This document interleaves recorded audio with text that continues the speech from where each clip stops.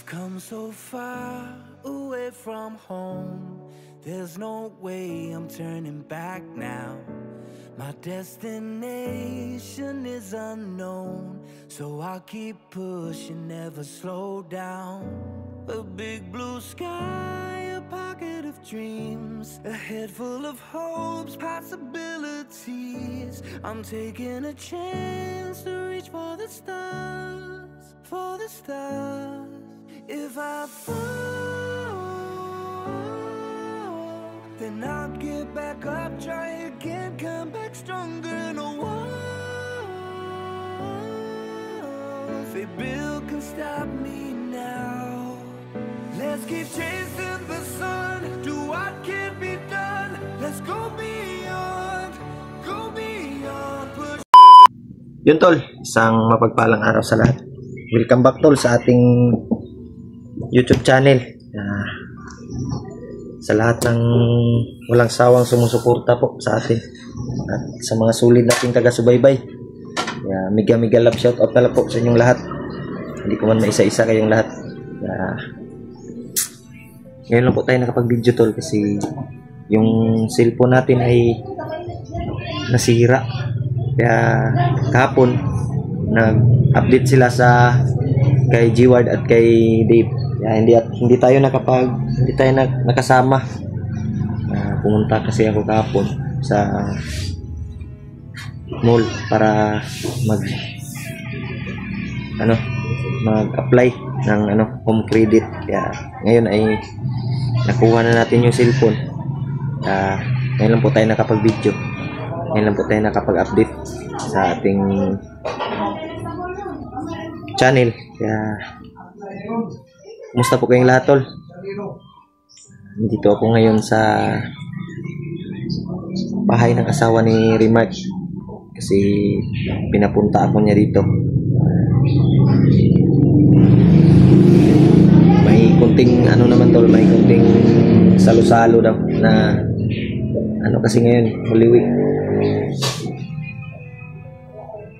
Nagluto sila ng binignit doon sa labas tol. Pasensya na kayo tol kung hindi man tayo nakapag-update, nakapag-video kahapon sa kasama natin na sila G-Ward at si Dave. Hindi tayo nakasama kasi yung cellphone natin ay nasira kasi nung nasa bundok pa kami. May mga video pa akong hindi na-upload dahil hindi na kasi nag-on yung cellphone natin. Kaya yung ibang video natin ay na-upload natin. Kaya yung mga iba ay hindi natin na-upload kasi hindi na kasi mag-open yung cellphone. Ngayon ay nakapag tayo ng cellphone kapag nakautang tayo. Home credit lang po tol. Yung cellphone natin buwan-buwan natin babayaran. Salamat pa rin tayo na may nagamit tayo na cellphone para may ma-video pa rin tayo, may pagkakitaan pa rin tayo to sa ating channel. Salamat po sa lahat ng nagdarasal sa atin at sumusuporta. Nandoon si Remark tol, nagpapahinga. Masama yung pakiramdam daw niya. Medyo sakit daw yung ulo niya. Ngayon ay pumunta ako dito para tol? Shell ba? Kasi may kunting salo-salo. Si Remark tol natutulog tol. Yan. Si Remark. Sakit daw yung ulo niya. Ako lang po yung nakapag-video tol. Kahapon ay hindi tayo nakasama, hindi tayo nakapag-video dahil sa wala tayong magamit na cellphone. Kasi kanina lang po nakuha natin yung home credit natin na cellphone. buwan-buwan natin babayaran to, tol. Kahit medyo gipit tayo ay pag pursigihan natin na makabayad tayo kada buwan. Sana po ay suportahan nyo po yung channel natin. Gaya po ng pagsuporta nyo sa mga kasamahan namin, tol, sa buong team. At lalo na sa mga bagong kasama namin, tol, na sila Dave, sila G-Ward, na kung makapagsimula silang mag-vlog ay sana, tol, ay suportahan nyo po yung video nila. Suportahan nyo po yung bawat anggulo nila. At lalong-lalo na sa aming lahat. Sana ay makatulong din sila sa amin, sa aming lahat, sa lahat ng nangangailangan ng tulong. Makapagsimula din sila, tol, ng panibagong buhay, panibagong explore. Kasi gusto daw nilang pag-vlog kapag simula. Sana suportahan niyo po, tol, yung kanya-kanyang channel nila, tol. Gaya po ng pagsuporta niyo po sa amin, sa aming lahat. At ngayon ay hindi muna tayo makapag-explore dahil sa holiday. May kasi ngayon, Holy Friday. Relax muna tayo. Pero yung mga kasamahan natin na naiwan sa bundok ay kailangan pa rin nila ng tulong. Pero baka bukas o susunod na araw ay aakyat kami. Pagdasal niyo po yung kaligtasan namin at lalo na yung mga kasama namin doon sa bundok na naiwan pa. Sana ay makababa din silang ligtas at makasama nila yung kanya-kanyang pamilya nila. Sila EG, sila William, sila Mikoy. Sana ay makababa din silang ligtas, tol. Anong araw pa man ay hindi sila kababa, ay baka sa susunod na araw ay makaakyat kami. Sana namin sila, makita namin at kaagad.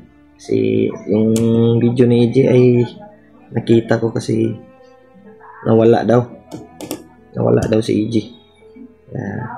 Pagdasal niyo po, tol, yung kaligtasan nila doon sa bundok. Maging successful yung mission nila, tol. Dahil napakahirap talaga doon sa bundok na kalagayan kapag nasa critical area ka. Pagdasal niyo po, tol, yung bawat isa sa kanila. At lalo na sa aming lahat, tol, na walang masamang mangyari. Grabe yung ubo ko. Ngayon ay nag-relax muna tayo dahil mahigit isang buwan tayo sa bundok, tol, na hindi nakapag-relax, hindi nakatulog ng maayos, hindi nakakain ng maayos. Ngayon ay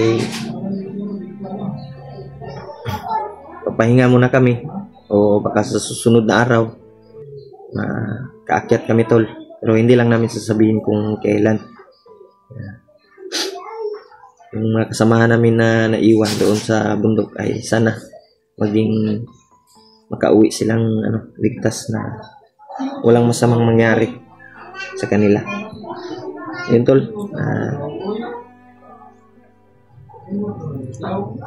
Nandito ako ngayon sa bahay ng asawa ni Remark kasi pinapunta ako ni Remark dito. May kunting salo-salo daw sa luto sila ng binignit. Yun yung kanina lang po tayo nakarating dito, tol. Kasi malayo din yung bahay na boarding house ko. Si Remark ay nagpapahinga pa, tol. Sabi niya kanina na sakit daw yung ulo niya at katawan. Relax daw muna siya. Ayun, natulog sa ano, doon sa bangko, higa kasi kailangan naman natin ng ano, kasi ilang buwan, mahigit isang buwan kami doon sa ano, bundok na walang pahinga, ulan, init, saka ano yung sinapit tol, ubo at saka sipon. Kaya kailangan natin ng ilang araw na ano tol, pahinga. At sana maka ano din tayo, makapag-relax. Makakain tayo ng maayos dahil sa bundok ay hindi tayo kulang tayo sa tulog at pagkain. Wala tayong maayos na higaan, wala tayong maayos na tulugan. Ulan at bigla at iinit. Yan yung sinapit natin. May lagnat at ubo, sipon. Nandito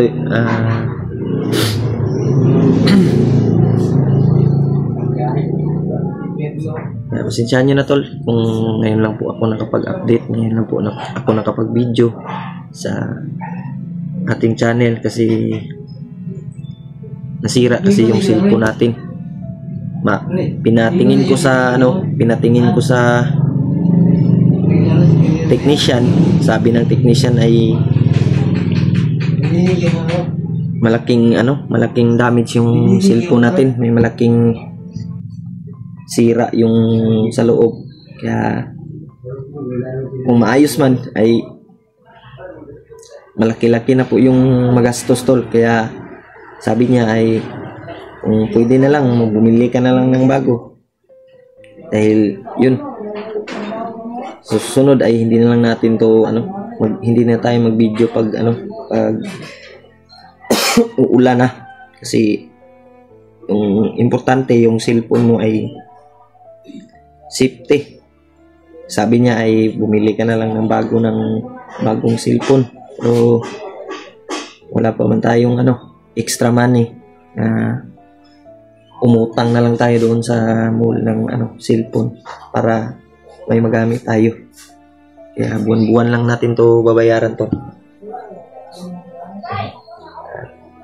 Yung cellphone ko ay ayaw na talaga yung gumana, sira na, may hindi na daw makaya yung mga pisa sa loob kasi marami ng pisa na nasira ng tubig ba, napasukan kasi yun ng tubig. Hindi natin namalayan na biglang uulan, biglang iinit. Kaya yun, nadisgrasya yung cellphone natin na basa. Hindi ko na lagay sa safety na lugar na walang hindi basa ng ulan. Yun, nakapag tayo ng cellphone, pag-utang. Buwan-buwan natin tong babayaran tol. Mahigit 2,000 yung monthly ng ating cellphone. Sa susunod ay pag na to, uulan na, lagay lang natin sa silupin o sa mga yung lalagyan ng cellphone na hindi mabasa. Sunod na araw baka makaakyat kami ay magbili na lang ako ng yung waterproof na lalagyan ng cellphone na hindi mabasa ng ulan, hindi mapasukan ng tubig, kasi para ma-safety yung cellphone mo, walang tubig na makapasok sa cellphone. Ayun tol, abangan nyo lang po yung next video natin, next upload natin. Dito lang muna yung video natin tol. Ingat po kayo palagi. God bless.